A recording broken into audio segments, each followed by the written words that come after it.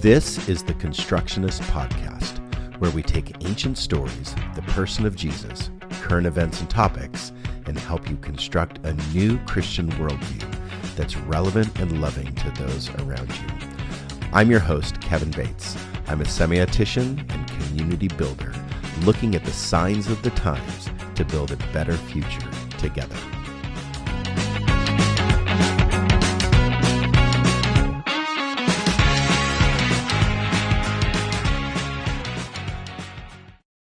All right, welcome to the Constructionist Podcast. My name is Kevin Bates, and with me is Sharia Bodner. We have some feedback going on in the house. Go ahead. There we go. Sharia Bodner and Jacob Flug. If you want to find out more about us as a gathering, you can go to resonatechristian.church and you can see any of our online content. You can give, send us messages, whatever you want. Now that we have the messaging feature on our website fixed, we actually get those messages, so I'm really excited about that. I received one this morning, so I know that it works. A couple of housekeeping items. Bethany has been in charge of our Gifts for Sherwood Families, and if you're familiar with that document that was over here live on our table a couple of weeks ago, Gifts for Sherwood Families, there are categories of gifts on this QR code if you want to give towards families in need. Bethany does have that spreadsheet, but if you want to look on your device, you can. Any gift that's not purchased by those that are present or those that want to purchase, all those gifts are going to be purchased by our faith community. So it's taken care of. We're just kind of sharing the load. So if they're not purchased, it's coming right at a general fund and we're going to purchase. So those. Yes, I've been charged to advertise our app and website again. If you want notifications on your phone and if you want to stay connected via an app, you can go to the Google Store, you can go to the Apple Store, and you can download our app. That's been a useful tool for us in notifying and giving messages. Like this morning, an automatic message comes up on the app, and we all received that as a group. So if you want to connect in that way, go ahead and download that app. December 14th here in this room is going to be Brunch with Santa. Brunch with Santa has been a so far 1-year tradition. We are going for our second year. We've retired Bill from the job. Told retired Bill. And we are bringing in, I called the North Pole, and we are bringing in professional Santa and Mrs. Claus. We actually retired Patty from Mrs. Claus as well. They both did great though. They did great last year. Yet we have also the Tristan Weinkamp Trio coming, live music, jazz, Christmas music, and Santa. This is a community event. We want to make it a community event. You're welcome to bring your family and take pictures, whether you are young or old. We want you to take pictures with Santa, and that is coming up December 14th. Light brunch. We're going to have our mimosa bar and coffee bar and such, and Santa Claus. On the 24th, December 24th, if you're familiar, that is Christmas Eve.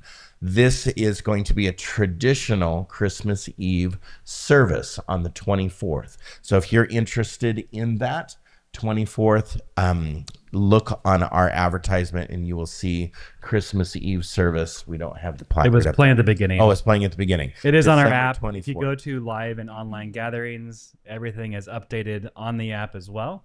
And so this is all listed there. So make plans for that. That's going to be a very special time. Christmas party this Saturday. Yes. Women's Christmas party. And this White Elephant Saturday. Exchange. White Elephant Exchange. If you're interested, see Amanda on that. All right. So we thought it would be important to start out this month with a light series or a heavy series, depending on where you're at in life, with this topic. A series on communication. and learning to communicate effectively during the holidays. The holidays bring out sometimes the best of us and the worst of us when it comes to our, maybe I'll call them dysfunctions or our preference styles of our brains. When we get into stressful situations, or when we get into maybe just we have a lot to do, sometimes we don't communicate very well, or we have expectations that are too high that oftentimes people can't meet, or we have maybe tried the opposite, trying to meet people's expectations that we can't meet of them as well. So people can't meet our expectations, we can't meet their expectations. And a lot of it has to do with communication. How do we communicate effectively? We're going to go the gamut with this conversation. We're going to go for strategies of communication all the way to no contact strategies of communication. So we are going from the lightest to the worst scenarios today. So just find your place in it. Find where you are at when it comes to communication. There's no judgment here. We don't want to make you feel shame or anything about your situation with your family or your friends or what have you. There's a time and a place for all kinds of communication. We're basing not a lot of this, but some of it on a book called The Next Conversation. The Next Conversation is a book that's really important to us, but also to this conversation to others, and was motivating the title for our end of the month gatherings as well, called The Next Conversation. We stole that title. So The Next Conversation is an important book that some of this is coming from. Jefferson Fisher? Yes. So who's going to start? I think it's me. Jake's going to start. Anything else we can talk about first? I don't think so. I did all the homework and then. No, you set the framework. It'll make more sense if you go first. Yes. Great. So holidays intensify expectations, nostalgia, unresolved conflict, and stress. So when you think about your dinner table, think of all the issues that come with the people that are sitting down there. Families often default to long-standing patterns, roles, scripts, and emotional triggers. Families often default to long-standing patterns, roles, scripts, and emotional triggers. You can almost write the script for your gathering before you sit down. Who's going to say what, how they're going to say it, who's going to get affected the most, who's going to drink the most, who's going to leave early before anything's done. Who's going to bed early as well. So a lot of this comes... Well, define something for me. So expectations are not necessarily bad, because properly weighted expectations are good. When we enter into relationships, stated expectations are good. Right. So if we can communicate our expectations, like I expect you to be here from 2 o'clock until 11 p.m. Right? Maybe that's too long for you. I'm out. Or from 3 o'clock to 7 o'clock, that's our stated expectation. So that's actually a good expectation. Yeah, that's a good expectation. Yeah. I think as long as they're stated, they're realistic and time orientated. But then traditions are also good too. So like we had family traditions that weren't necessarily healthy, and I can name those traditions that we had, but then we had other traditions that were healthy. Great. So what's a healthy tradition? Eating together is a healthy tradition. Right. But if eating together covers up previous conflict, that's when it gets unhealthy. If it's better just to be together than to actually deal with what's going on the undercurrent, that's when it becomes unhealthy. So we should unpack that at some point. Yeah, which is right now. Good. So we're going to talk about family systems theory. The idea of this comes from Friedman's Failure of Nerve. It's a good book. Which is more of a leadership book, but he takes the approach that you bring your family system with you everywhere you go. And so understanding what you pull with you can help you better relate to other people around you as well. Because that's your tribe. That's who you try to bring in or kick out. That's how you communicate to others. That's how you respond to different stress conflicts. So families behave like ecosystems. Every person plays their part. Each member has influences, and each member in the group, in the pact, influences the other. Stress in one area creates pressure throughout the whole system. So if one person is acting out here, the entire system then gets stressed and thrown into chaos or conflict. Change in one single person inevitably will shift the entire family dynamic. So if one person decides to make a change in their life, inevitably the entire family will have to respond to that change. So, but that also happens naturally too. Say more. Well, for example, I was just talking to somebody before we started, and as people graduate high school, as they graduate from college, as they get their own families and get married and start their families, changes happen inevitably. So, for example, I, as a kid, always went to, like a little kid, always went to grandma's house for Christmas and Thanksgiving and the holidays. Once my parents split, that no longer happened. I went to the other grandparents for the holidays, right? I lived with them. So we spent Christmas and Thanksgiving there. Or if somebody just naturally grows up, they're going to start their own traditions and possibly spend Christmas and Thanksgiving with the in-laws. So now you're sharing traditions, which is, I would say, hard. I'm experiencing some of that with my oldest, where she's growing up in a certain way, and I'm going to have to learn to navigate through her changes and obligations and, her schedule. And if she gets a job, and then I'm following, maybe trying to navigate through her job. I mean, the easiest example is aging and death.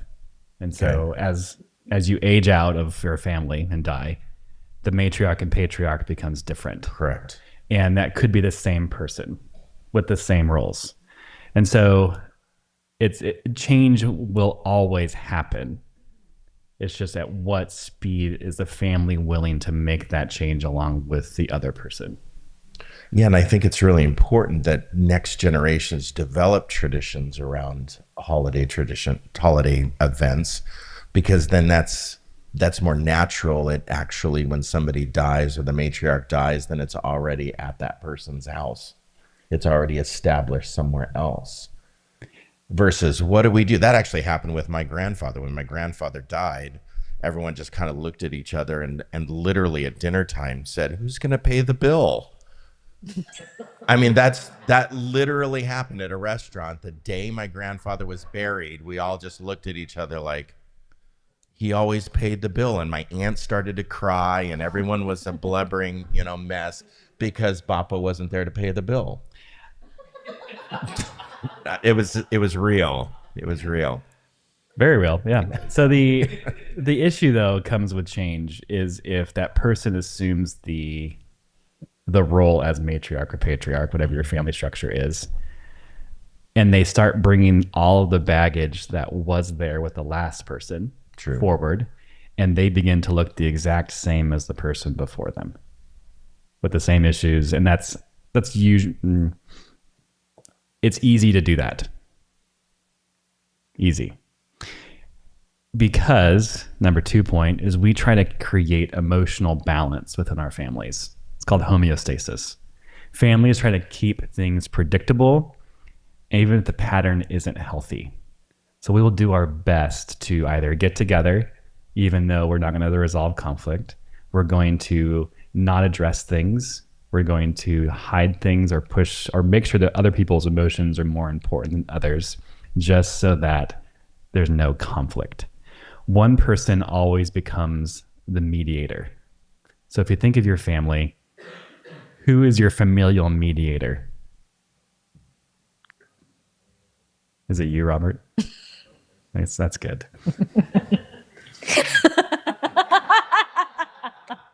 No, she says no. Conflict escalates whenever someone starts to Was grow. that a diss? Slight. Conflict starts to escalate when someone starts to grow or differentiate from their family, and it creates a major disruption because every person has a role. And if that person isn't willing to play their role, then it starts to create chaos within their family structure. Let me ask you a question. When you talk about mediator, are you talking about Like there's a difference between peacemaking and peacekeeping. So peacemaking requires digging into I'm the 100% talking about peacekeeping. Okay. So peacekeeping is and peacekeeping is also important too. Let's take a pause. We're going to have dinner, quit your fighting, and let's just have dinner and shovel ham in our face, right? And that's what we can do. That's all we can do before we I'll say back to yes. it. And with our work on CRM 2 months ago now? What is it, 2 or 3 months? with the trauma Yeah, resilience. October. When we enter into our flight, freeze, or free, our fawn Yeah. mode. Fight, Fight, freeze, flight, flight, fawn, freeze, all those. fawn. Forgive me. Fight. Ish. Yes. When we enter into those, our cortisol levels raise so much that the food that you're consuming won't even be digested for a long time. And so it will mess with you, it will mess with your hormones and your emotions and everything else. It is better at that point as a peacemaker to just say, let's not eat. Let's just Go for a let's walk. just pause. Because everyone will be healthier at that point. When you have the food aspect. So keeping emotional balance. That is what your family structure is meant to do. Think in your family whose emotions were most important, and the person that you were trying to, hold on, don't point fingers yet.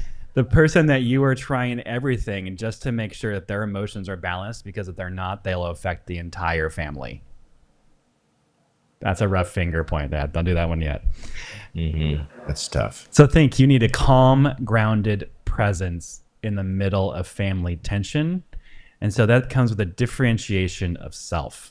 When you can pull yourself outside of that family structure and see yourself as your own independent unit that can interact with how you want to be interacted with health and with clear communication, then things will get better. So differentiation of self. Then you have the idea of triangulation. If you look at family systems theory, this is the thing that is the head of it all.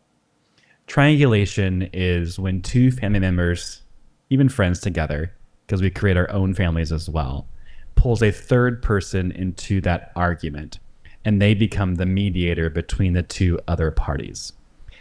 It's like venting to a sibling instead of a spouse. So two parents bring the child into the parents' fight. No matter how old that child is, or two children bringing in a parent to the fight. Sometimes it's necessary. If you're adults, it's not necessary. Triangulation reduces anxiety in the short term for the person that's venting, but it will never do anything to help the entire family structure get out of the chaos mode. Triangulation is never healthy. It's always best to address the person individually. So then you have family roles and patterns. I'm going to, this all comes from a guy named Bowen, and he came up with 5 different characters within each familial unit. And so I'm going to say these out loud, and I want you to think, who are you in this structure? Are you the responsible one? Are you the rebel? Bill. Are you the peacemaker? Are you the lost child? Are you the caretaker? The responsible one, the rebel, the peacemaker, the lost child, or the caretaker. So as you hear those names, what role do you play into? And when you see your family, even your kids right now, if you have kids, what roles are they playing within your family structure? I think I'm the rebel. Okay. I have to be responsible in my rebellion, but I think I'm the rebel. My brother, when we have family dinners, my brother is always like, he tries to be the responsible one, right? And he's always the safe decision maker, and and he's the long term. He does watch this, to be His, fair. I know, and so he's like that long term person. And then he always tells me that I always dangle by my fingernails off the cliff of life. And so I feel like I'm that rebel person. No matter what I say responsibly, I'm always seen as that. Maybe it's just second child syndrome too. Like I'm always seen as that person that's out there on the ledge of life. Your parents aren't Oh. here. Do you want to say anything? I'm the responsible one for sure. Are you? Or the caretaker? What do you think? No, I don't think so. Okay. I think I'm the responsible one. Okay.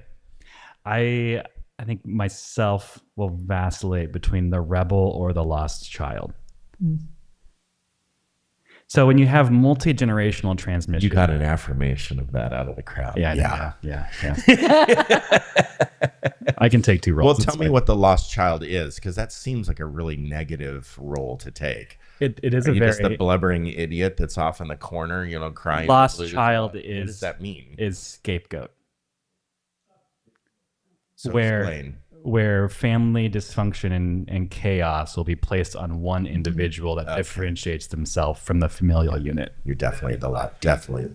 Yeah, lost Sure. child, black sheep. It's the person that like they can always hearken to that episode of making the person responsible for their dysfunction. So I don't know about black sheep. Black sheep's probably the rebel because this black sheep is still in the pack, right? The lost child is the one that's outside the pack. You're definitely the lost child.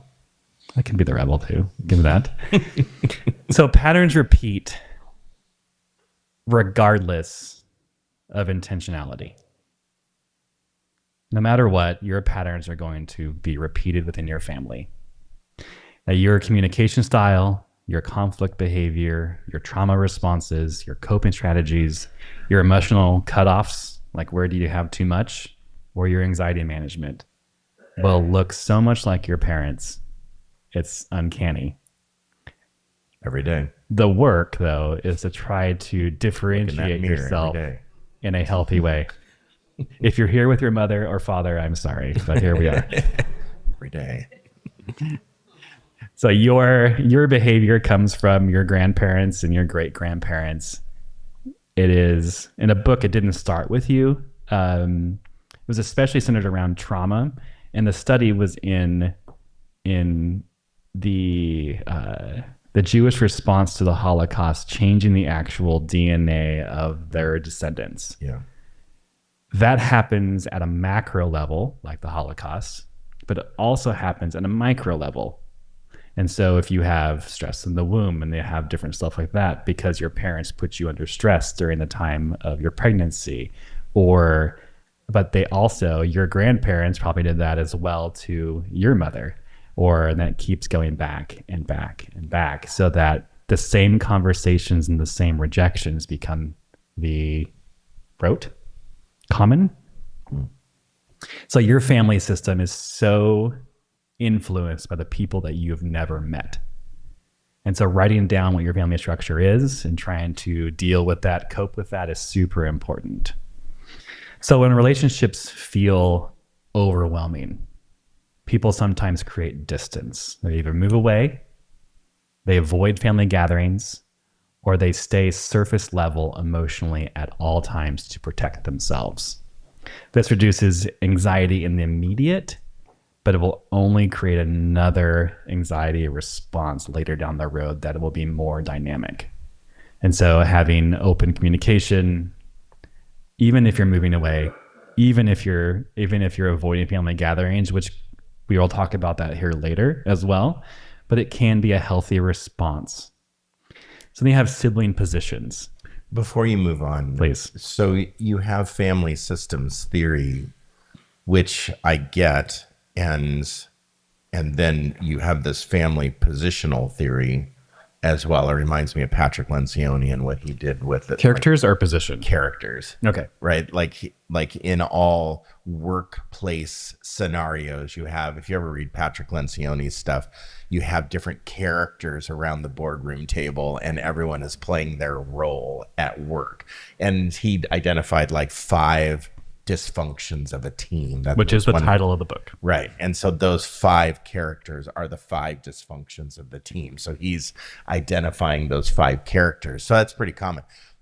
But what I wonder, based on what Bethany and Keelan taught us about trauma resilience theory, is a lot of our systems or the way that we operate are created by, well, it could be micro or macro traumas, but then the anxieties that is produced in our lives because of those things. So we have a general anxiety, right? So that general anxiety, like a family system of herding, HERDING, we're better together than we are apart. And that's not necessarily true. We're better together. If we just huddle together, we'll be fine. That's proven not to be true. We're better together when we can work things out, right? And that helps us become together. You can be completely separate in the same room together, right? So it seems like like an unhealthy family system, one of the cores of that would just be general anxiety. What's going to happen if, and we're always negotiating that in our brain about if this person does or says, or this child, so sometimes when we have children that are dysregulated, we don't want the child to be dysregulated, so we start revolving, swirling around that dysregulation potential, right? And that's happening at Thanksgiving dinner. I don't want my kid to embarrass me in front of my parents, grandparents, uncles, aunts, and siblings. So we start revolving around that, and we create a system because of the anxiety of it. I don't know. I just thought I'd... Yeah, it's anxious systems. Yeah, it's anxious systems. And in family systems theory, because you're trying to shelter your child from your own embarrassment, Right. chances are that you have been sheltered in the past because of embarrassment. Yeah. And it keeps going back and back and back. And if we would just let our kids sometimes in the middle of the family gathering just go ape on us, Ape right? what? Maybe Ape what? ape Okay. on us, that maybe we could all just, like, as a family, go, oh, we've experienced that too. We're all the same, We're not perfect. We're not perfect. Maybe people need to see that we're a little more human than a show. Bowen also talks about sibling position, so birth order. I don't necessarily agree with this, but as you look at each child in birth order, you get the classic older perfectionist child that becomes the parent in most situations. It's the default. You have the middle child who's the rebel and always the person that's pushing the limits constantly, gets into a lot of trouble, probably does bad at school. That's always the middle child. And then you have the younger child, which is the golden child, the one that can't do wrong because it's always the baby of those other 2 children. Okay. Maybe there's more truth. Family systems carry chronic anxiety, like Kevin was saying, not fear, but persistent emotional undercurrent of anxiety. We don't have the fear to enter into it, but we have the anxiousness. And so differentiating those 2 emotions are very important. When you talk about flags, fear, loss, anxiety, and grief, stress, those are the main negative emotions that you can have. And so being able to differentiate between each of those 5 negative emotions will help you address what my time is almost up. Anxiety reaction. So overfunctioning versus underfunctioning. If your family has a fix-it tendency where most of the work is done trying to either alleviate the stress on their person, their emotions, coping with them, trying to placate them, that's when you have a fix-it tendency where the child is usually going to the parent always and just trying to make it right with them. It's more of that direction than the other way around. And then what family systems can help you do is explain why conflict in yourself or others repeat itself. And you can see that pattern. It can help you build healthier relational patterns in your life as well down the road, if you can understand the family that you're always bringing with you, even if they're not present. Should I go into Jefferson or just?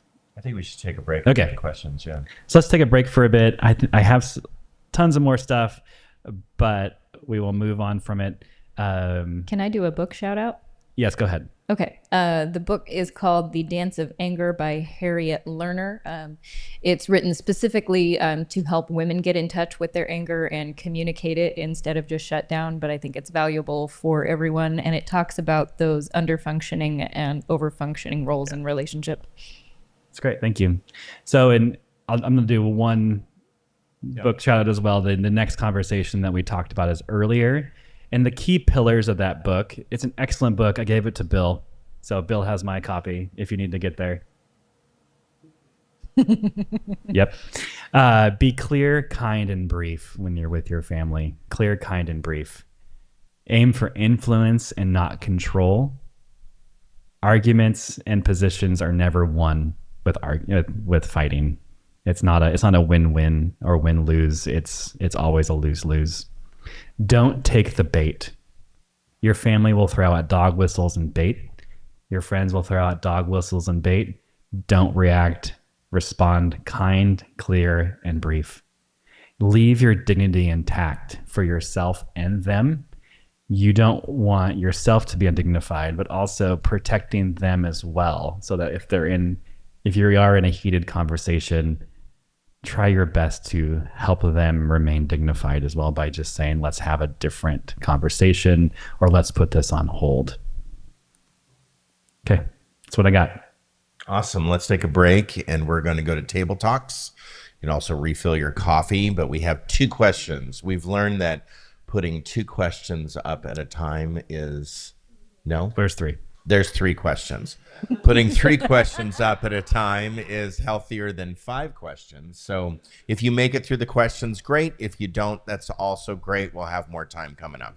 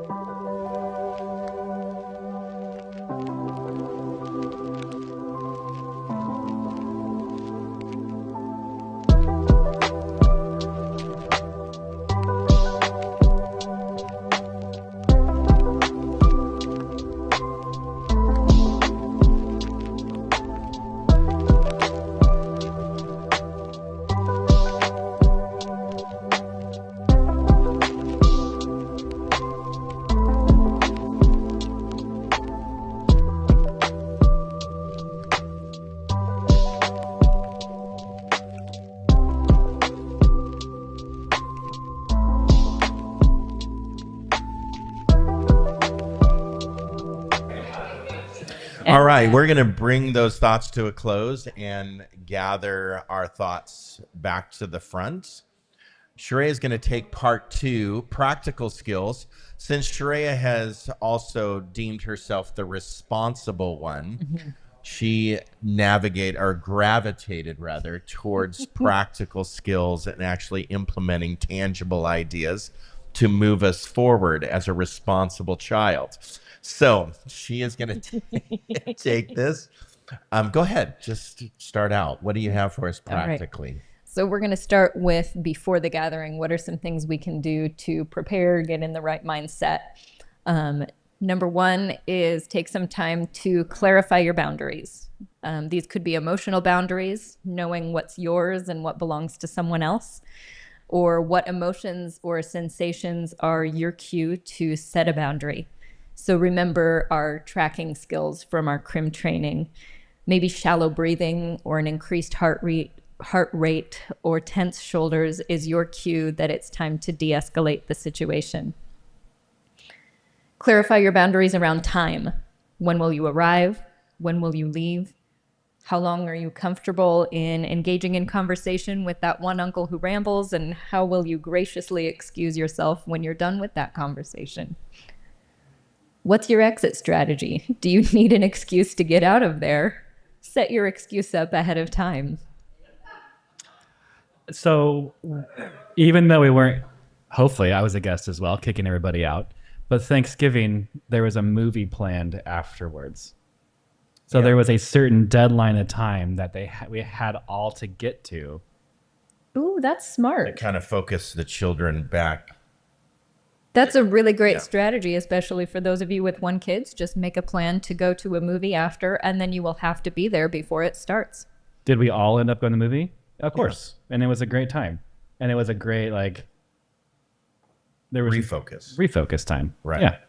That's a good strategy. Thank you, Jake. Conversational limits. What are some topics that you're willing to engage with? And what are some that you're going to redirect instead? You don't have to argue with someone just because they invited you to. Be aware of what in your life feels sensitive and be ready to redirect those topics when they're brought up. And then practice your CRIM skills. The grounding and resourcing skills would both work really well before a gathering. Can you explain CRIM really quick? Yes. So that was the community resilience model. 2 months ago, we did a training with Bethany and Keelan that we've been referring back to several times already this morning. So you can go ahead and rewatch that broadcast if you would like to. The CRIM, I don't know, Foundation or Research Institute or whatever it is, CRIM they Research also have an app called the iChill app. And that includes guided walkthroughs of each of the skills. So that would be a great thing to download before your gathering and get some practice in. Trauma Resilience Institute. Yes. Yeah. Okay. Trauma Resiliency Institute. Yeah. Another thing you can do is practice neutralizing phrases. So these are things that don't shut the conversation down in a mean way, but communicate that you're not going to go there. Let's do something else instead. So now would be a great time if you want to maybe use the Notes app in your phone. I'm going to give us a set of phrases that we can use. So choose the ones that feel right for you. Some of them will, some of them won't, but maybe make a note of those in your phone so you can refer back to them, practice them in the mirror if you need to. I'm not comfortable talking about that. I'll think about it. What's that? Those are phrases you can. Okay, good. I see it differently, and that's okay. Is that for your Democratic and Republican conversations? Sure. That could be a great place to use it. These are. Do you think that would actually work? Sometimes. You might have someone in your family who just doesn't let it go, and in that case, you might need to excuse yourself. Yeah. Sorry, I need to go take a walk. I'm going to go use the restroom. I'm going to go bust the mirror in the bathroom. Yeah. Yeah, okay. These are some more helpful boundary phrases. Most of these are courtesy of boundary coach Cami Orange. Some of these are more appropriate for family and friends, people that you know well, while others are going to be more appropriate for strangers or acquaintances or maybe distant or not well-known family. Not all of these are going to fit the next conversation approach, which is trying to aim for being able to keep communication open in the future. So just be mindful of when they're appropriate to use and when they're not. I appreciate your curiosity, but that's not a question I'm going to answer. Let's change the subject. Oh, I'm not the right person for you to share that with.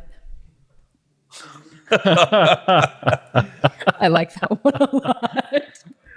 In theory, I can see these coming out of my mouth, but like actually having, That's why you got to practice in the mirror. yeah, the courage to say, I don't think I'm the right person for that. I don't know if it's the conversation." courage, just I will take the bait every time. Yeah. Right. This is my area of expertise. I don't need an explanation. I don't share my private medical information. I'm not going to make that decision right now. You had no way of knowing this, but that's a sore subject for me. I don't answer questions about it. This is another one I really like. That hasn't been my experience. I think that's really great when we're talking about quote unquote political subjects. So why would I be sharing my medical information at a Thanksgiving or Christmas dinner? How Maybe about, somebody asks you about your weight. Oh, or even, when are you getting the next child? oh, okay. Yeah. I'm just kidding.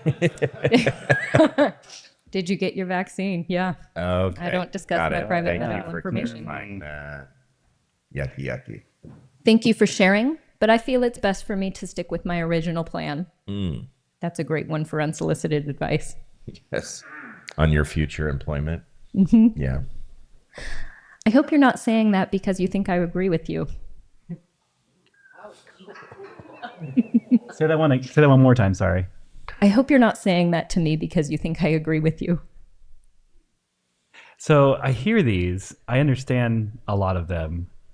I feel like it's almost like ready to fight mode, though. Like, what do you? A little bit condescending. How do right? you? How do you not? I understand you're putting them in their place and trying to put a gap in the conversation, but how do you do that with the tactfulness of not demeaning them? I don't think all of them are meant to be non-demeaning. Some of them are meant to be like, I don't want to talk to you anymore. Okay. Some of them are meant to be they're not definitely, meant to they be don't non-demeaning. fit the next conversation approach. We are not looking for further conversation But this with is Fisher's individual. approach. No, This no. is a different approach. This is, right? yes, Yeah, someone okay. else. Your body language and your tone, care, Body Yeah. language and tone. Yeah. either like horrible or Yeah. Well, how much of our communication is body language, Right. right? It's like the majority. 95, Yeah. 97%. It's a lot. This is, I'll do one more, and this one does pack a punch, but I think there is a place for it. I'm sure you didn't mean that the way it sounded. Anyways, Mom, the turkey was really delicious. Did you do something different this year? So it like sets that a one. boundary. We redirect immediately, so we're not letting that person sit in their shame and everybody's staring. No, we just move right on, and they can deal with their own emotions. I like this one. You want to do that one? Yeah, what an odd thing to say out loud. I mean, is that body language for you? What an odd thing to say out loud with my hands up. I think that's a great one. I could use that on a couple. I've people. used at work before. That's an inside. That's an an inside thought. conversation. Yeah. Yep. I have a name that goes with that too. Okay. Okay, we're gonna switch gears just a little bit, and now we're talking about real-time communication strategies. So we're focusing back on the next conversation approach. So remember that the goal is to create the conditions where a next conversation can take place. So like we were saying with some of these boundary phrases, focus more on the tone than the content. Stay calm, stay steady, stay neutral. Don't feed the drama with an emotional, exaggerated response. You know, it's the difference between, oh my gosh, I can't believe they said that to you, and Right. wow, that sounds hard. Keep your answers short. Don't over-explain. Sometimes the more words we use, the more things get lost. Avoid correcting someone in a way that corners them. If they feel cornered, they're going to have to fight their way back out. I had a psychologist explain to me that a lot of times in our conversations with, well, like children with ADHD and neurodiversity and stuff, that a lot of times our feedback to their statements exasperates or escalates like the monkey brain, right? Like it's back and forth more, when we could just look at an individual, or in this case somebody with, ADHD or neurodiversity, and just agree, oh wow, or interesting. Like just say a normalized statement in agreement to they stated that, versus kind of antagonizing the negative brain. I thought that was an interesting approach that she gave me when I was, working through psychological evaluations. And you can still be warm and connecting. You're just not Correct, yeah. not heightening the emotional feeling. Correct. Yeah. Two things. Jefferson talks about, if something is said, just take a breath, and that will change the entire conversation. Stimulus, React, pause, Okay, sorry. respond. And like a full breath, both in and out. Because if you're just taking a deep breath in and then launching into your, next monologue or whatever, that's not helpful. Can we do that loudly? Wow. No? Okay. I mean, that's body language of saying. If it encourages the other person to also take a deep breath, maybe that could be a good strategy. Secondly, when you're dealing with someone with neurodivergence and you criticize or even raise your voice or look angry, that person can actually experience physical pain. And right. that's extreme, but it's there. Another strategy is to use what's called bridging language. So this has to do with connecting their feelings to your feelings.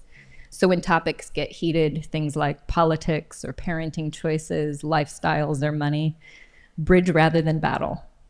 Something like, I hear that this is important to you. We don't see this the same way, and that's okay. I'm really bad at that. It's hard. Yeah. Or I can see that you really care about blank. I do too, and that's why I think blank. Or even just, let's pivot. Tell me about, change the topic, but also take an interest in their life so that they know that you're still wanting to remain connected. I was in a conversation with the librarian of Sherwood this week. I saw a couple of you there in the library. It's good to see. Both of you, actually.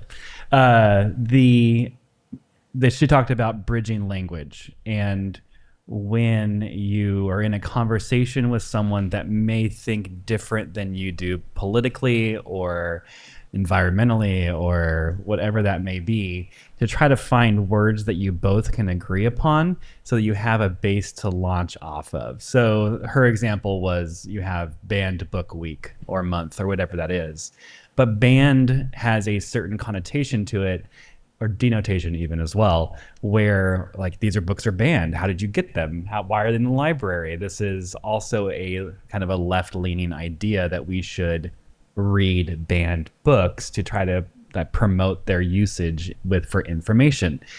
And what she's chosen to use and what librarians are going to is freedom to read week. So we can all agree on freedom, but we may not agree on banned versus unbanned, but we all can agree that we need some sort of freedom.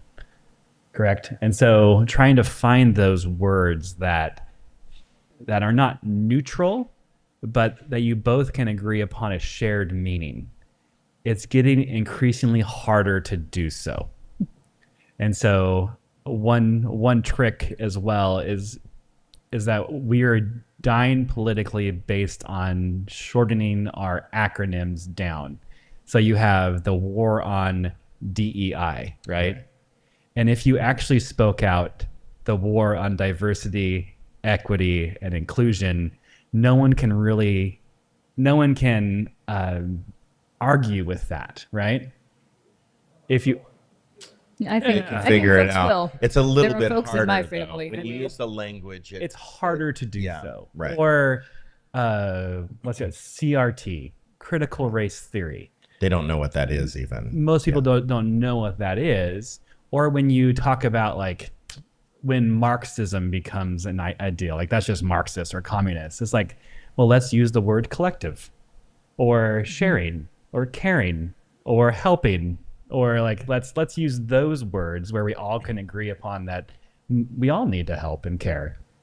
So is our bridging language supposed to take us from one hot conversation here to like more of a diffused conversation? Or is it just supposed to shut down this conversation? It's supposed to take us somewhere different? I think you have both of those options. Okay.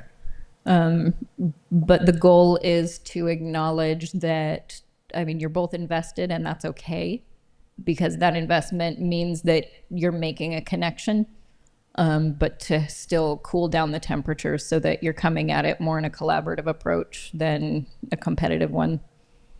Most of the time when I get into conversations with people, my other awareness and what I know about other people, I'm not going to have a conversation about the Palestinian genocide to just anybody, Yeah, right? that's a boundary. Well, I'm not going to, because number one, I don't respect certain, opinions of it. And I want to have an engaging intellectual conversation about it. So I'm not going to bring that up at a Thanksgiving, Christmas gathering, Right. right? Even though I want to. But that's the conversation I want to have. So I think that the bridging conversation, if I do get into a conversation about, what is that hot conversation? If I do get in that conversation, I think a bridge can help us just diffuse or just end that conversation. Can I Yeah. say something to that as well? Yeah. So I forget when we talked about this, but you have cult theory, and that could be a cult of thought, that could be a cult of worship, that could be a cult of just even your family unit could be a cult, right? But if you present facts that are contrary to what the cult believes, that cult member will only believe more fervently and intensely the counter argument, the counterfact, the lie. And so no matter what you're doing presenting facts, it will only indoctrinate that person more into their cult of thought. So facts don't win arguments. Yeah. Like it is good to keep seeing things like, Deborah, you post the Palestinian genocide a lot. That is great to keep seeing. Just pictures, because that will create change, not just the sheer numbers or how we're funding Israel or whatnot, but it's just the image collection. We also have some de-escalation moves. So these are things to bring down the heat.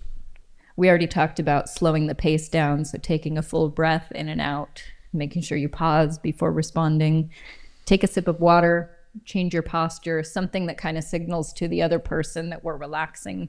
Probably not liquor or coffee. It's to stay away from those two extremes, right? Yeah, okay.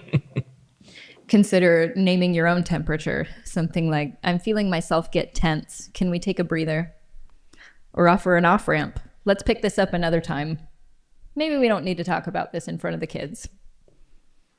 Take a moment to regulate yourself, even if you have to excuse yourself for a few moments. And again, practice those CRIM skills. Download the app. I want to talk really quick about protecting kids and vulnerable family members. So some things we can do to help keep these cycles from perpetuating is to model and practice our own healthy boundaries. Be clear about what you will or won't do and what you will or won't engage in. Don't force hugs or other physical contact. Offer options. They can hug, they can high five, they can fist bump. And then model your own boundaries here. Even as an adult, you don't have to engage in physical contact that makes you uncomfortable either. Don't force emotional labor. Emotional labor is the effort to manage or control one's own or another's feelings as required by a job or a social role. Emotional labor is a part of life, but when the majority of it falls on one person, it's unfair, unhealthy, and builds resentment. And in our patriarchal society, a lot of the emotional labor falls on women to manage men's responses. This can look like fawning to de-escalate tension. So be aware when someone might be unable to hold their own boundaries and help them out by redirecting the other person. It can also look like being the one to make it right when both parties are upset. Like when you tell somebody that they hurt you and they go into something like, I'm a terrible person, I don't deserve to be in this family, and then you end up being the one to comfort them, even though they're the one that hurt you. The other person might not be intentionally manipulating you, but that is manipulation. And so not doing emotional labor could look like taking a breath, calmly stating, that isn't what I said. I know you care about me, and so I wanted you to know that this hurt me. And if they continue to escalate, try some de-escalating moves like noticing your own tension and suggesting a 10-minute break before coming back to the topic. Before sharing something difficult or heavy about your own life, consider asking the other person if they're in a space to be able to hear that and give you support. And then redirect adult conflict away from children. All right, it's let's time take for our another break. Yeah, let's take our break. So we'll take another couple of minutes. Let's take 3 minutes for the next couple of conversations. I know this is a short time, but let's take a couple of minutes for the next few questions.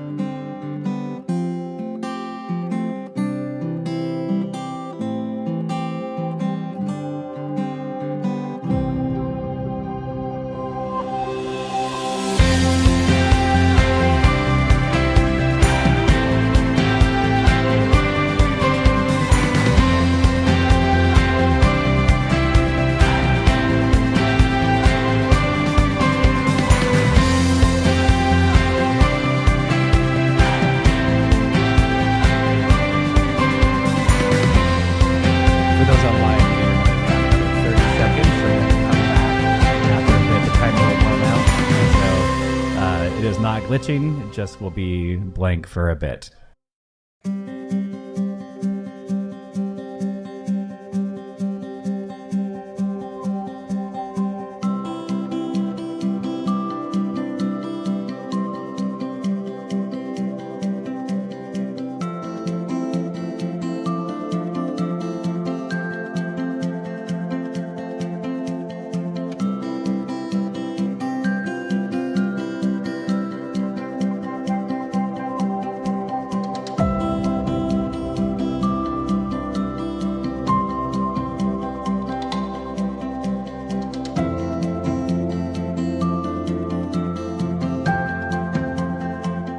As we conclude, I'm going to try to synthesize some things because I think that this has been a lot of information, a lot of theory, a lot of practicality. But let me synthesize. Number one, I think that all of this is good. We read these in books. We might get on the internet and, search around and say, try these 5 things, say this. But when we are in the moment, right, what we're talking about is very difficult. I mean, come on, like we're sitting there in the moment. And when I get dysregulated, when I personally just get dysregulated, it's very difficult to have stimulus pause, right? It's very difficult because in my human nature, I need to practice these skills more of trauma resilience. It's to react, it's to come back, like you said this, I say this. And usually it's the escalating, talk, or I ignore or I avoid. So saying, planned statements, that's very difficult. My planned statement, I can tell you what my planned subject is to talk about bourbon.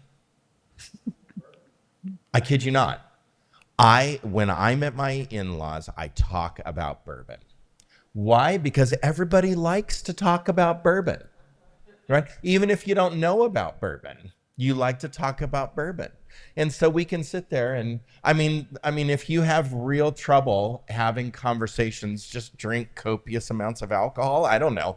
Like maybe that's your method, to get through the evening. And then when you wake up the next morning with a hangover, you take that one hair of the dog. I don't know who ever came up with that theory, but an alcoholic came up with that. But anyway, so we have a subject, maybe a planned subject that we talk about that is going to drive that conversation when I am in a situation that I know talking about a subject that I want to talk about, like my subject, is just not going to work, right? I think practically, think of the group you're going into, think of their interests, and match the conversation for their interests.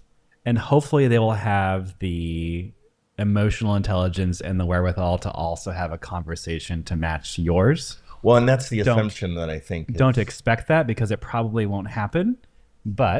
Well, that's the expectation that a lot of times I get myself in situations that I can't have that expectation that emotional intelligence is going to come my way, right? So in that conversation, drive that conversation. When I'm with people that, I like sometimes with, my family or whatever, I just need to drive the conversation in a certain But you drive it towards direction. their affinities. Sometimes no. Okay. Sometimes I drive it towards my own and I teach them about it.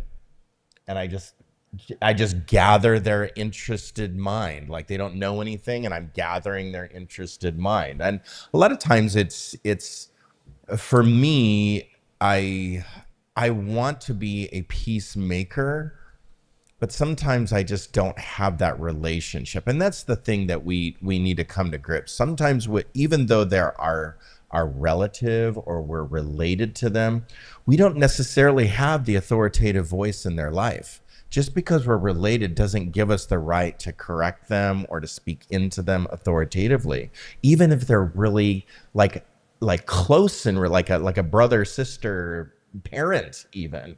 We don't necessarily have the authoritative right to speak into them.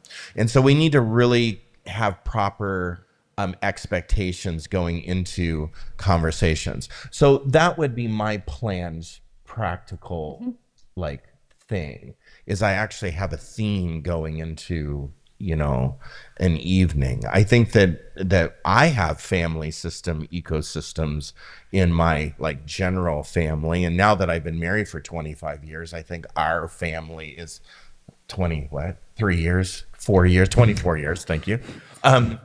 I have, you know, forgetfulness What as an a part odd- of my family What ecosystem. an odd thing to say out loud. What an odd thing to say out loud.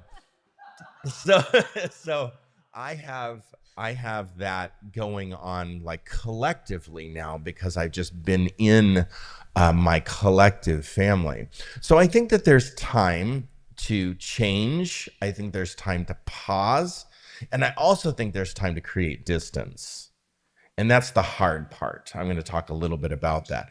Time for change, that happens all the time. Like we have kids that grow and it's time for change. Or my sister-in-law is moving to Kentucky, right? And Thanksgiving is really important to her.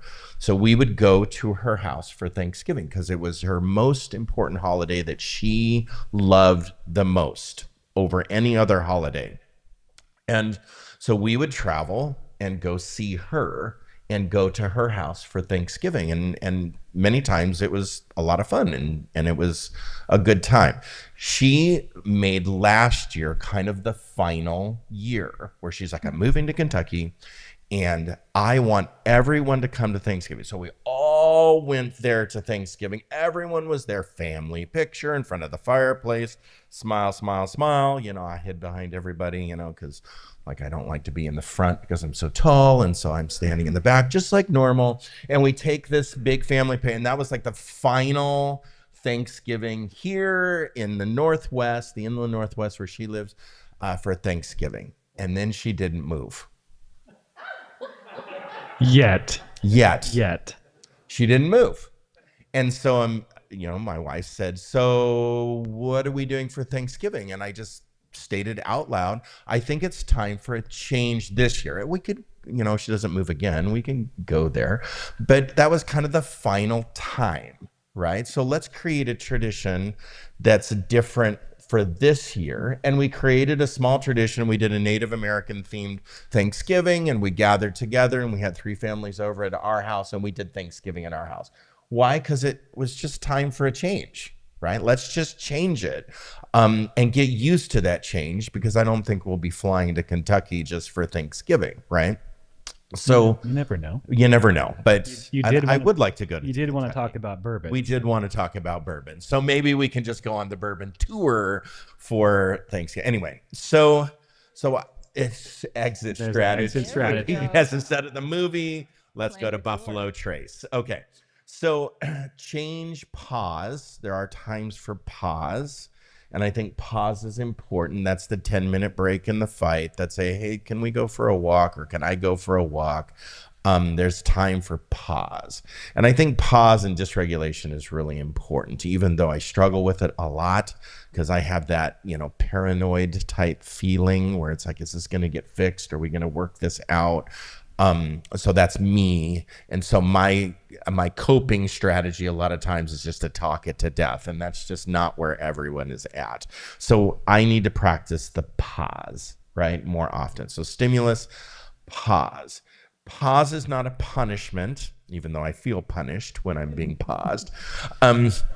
Pause is not a punishment. Pause is a pause. Let's bring down the temperature and get into the pause. So maybe we can use some of those bridging tools, like to get us to I them. only have one. I have to reread them because the only one I have is what an odd thing to say. What an odd thing to say out loud. I think I'm going to pause. That's gonna stick. It's going to stick. Go ahead. Yeah. You started with the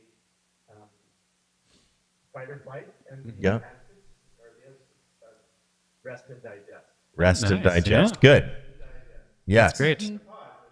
Right. So we need to, well, and maybe metaphorically, we need to digest how lame they're actually sounding. So we need to pause, right? Rest in the Digest conversation, and yeah. enter in with a little more emotional intelligence. So the aims, yeah. I've been told that I can tell myself or tell the other person Right. Mm-hmm. say something Yeah. I don't mean. Right. Yeah. But if I'm told you need a break because you're saying stuff you Right. Right. that is Yeah. more likely to You statements are never. You statements are never okay. I, me. Yeah. Yeah, so in the mic, saying something along the lines of, I need to take a break, or I'm going to say something that I don't intend, is going to go over a whole lot better than saying, you need to take a break. Right. Right. saying that says, okay, I'm seeing red. I need to go away so that I come back at least orange, maybe yellow. Yeah. Nice. To use those colors, and it was, you pretty much knew what he was talking about right Yeah. off the bat. Yeah. Yeah. Yeah. So Rich said that his father used to use a term that was, I'm seeing red. I need to wait and come back until I'm at least orange or yellow before I can engage in the conversation again. Well, I think if we put ourselves in the category of rebel, if we're the rebel child, right, that we see red and we want to attack the red more, right? And so if we put ourselves in that category, responsible people over here kind of like probably could practice that a little easier, I think. We're too maybe. busy washing the dishes. You're too busy to wash the dishes to get into the fight in the first place. All right. So now distance. Distance is different than estrangement. Estrangement is a category of relationship that's caused by unresolved conflict, but usually somebody makes the cutoff choice to be estranged and it's not communicated. Right. So that is just done, cut off and done, not communicated. That would be a category of estrangement. I know that there's probably a time to do that, yet that's probably the like very last choice because distance with communication is always better with a time frame. So if I say, hey, I need to take the next 3 months and do this. So it's a very smart goal, right? Specific, measurable, on a time frame. And so when I'm on a time frame, I say, okay, in a month, I'll be able to enter back into this conversation. So distance, I think, is really important. I have created distance to my regret. And so I decided to take this conversation because I've done this really poorly. And I would suggest to all of you that if you're going to create distance, you need a plan. Because this happened to me that I created distance and the person died. And so I would say that if you're going to create distance, you need a very specific plan that you are actively working, not just, hey, I need to take the next 3 months and then you do nothing about it. Take the next 3 months and have a plan that you're working on self, because I didn't do that. I didn't work on self. I just created a plan, or I didn't create a plan. I created distance and then the plan wasn't followed through and I just went, forget it. Right. So there are patterns of emotional and verbal and physical harm that distance is inevitable. There's patterns of manipulation and coercive dynamics in relationship that distance needs to happen. Boundaries being ignored, violated, things that are happening with substance abuse that destabilizes relationships and such. And just the need to get space and heal and regain clarity. I would say that's more of a pause, but it could turn into a distance as well.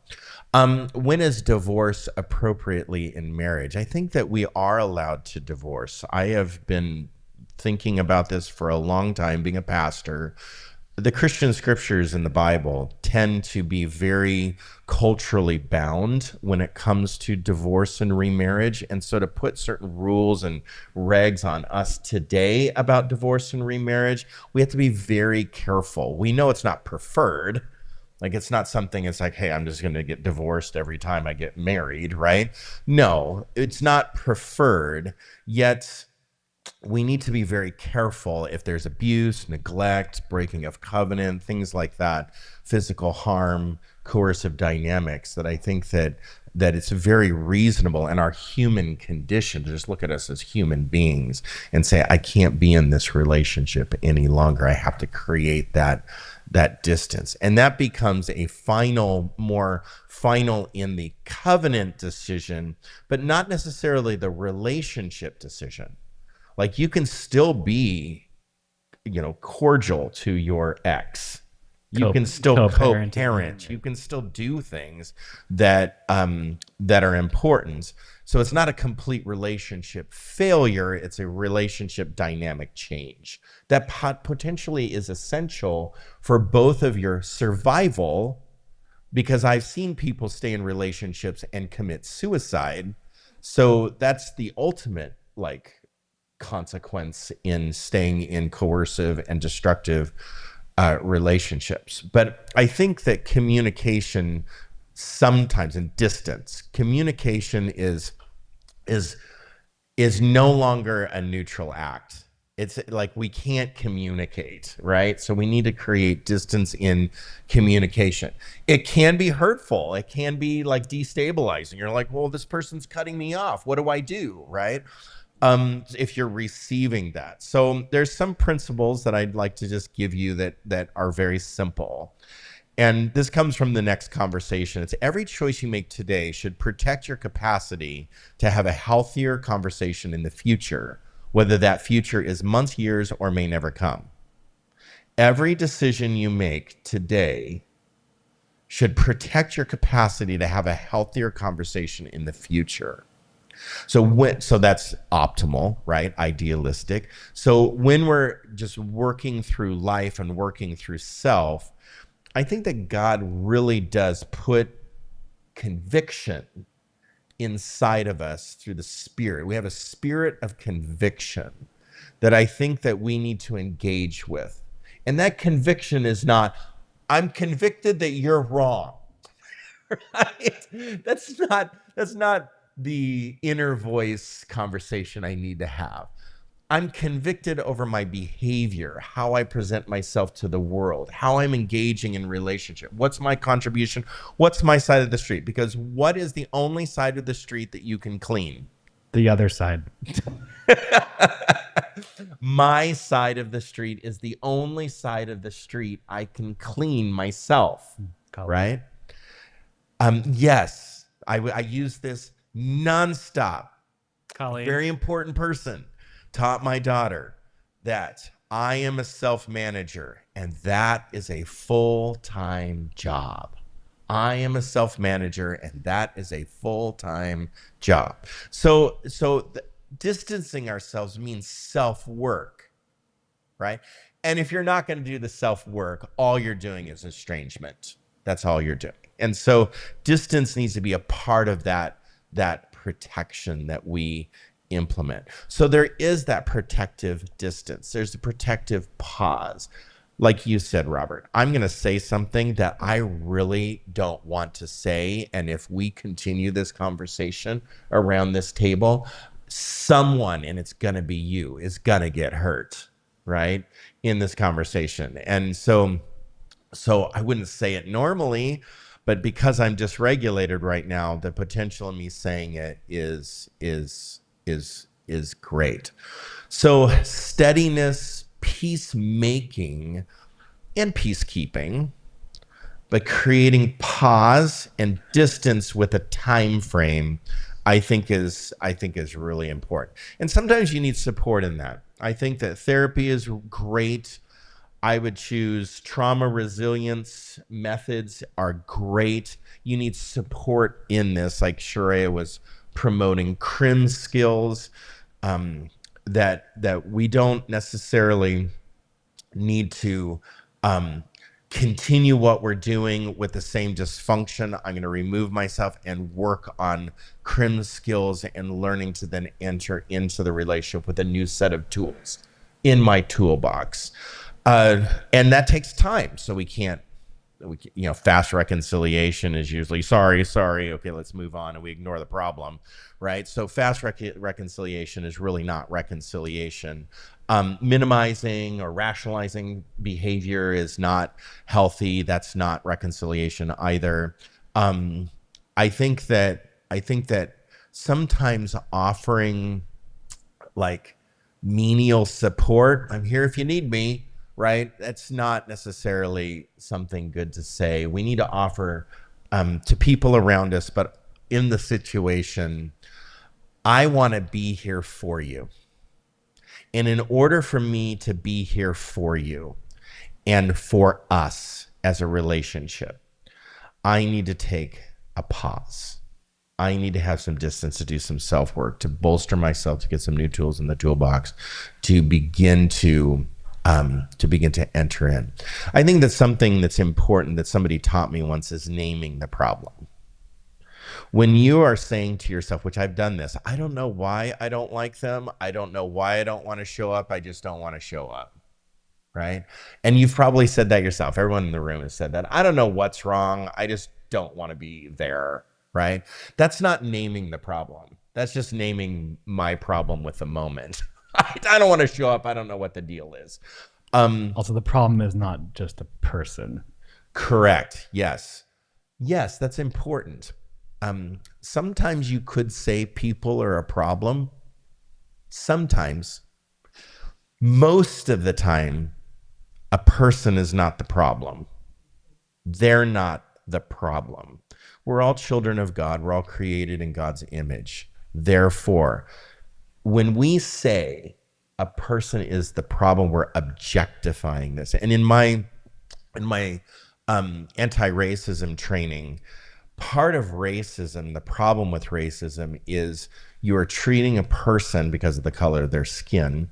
You're treating a person as an object based on the color of their skin. Well, you can do that with anyone. You can declare somebody an object because whatever, right? Whatever they're, what you're deeming and judging in their life, you're naming them as the problem versus the behavior is the problem, the reaction's the problem. We're creating a problem in conflict, but a person, I would say if somebody, maybe is a serial killer, they could be a problem, right?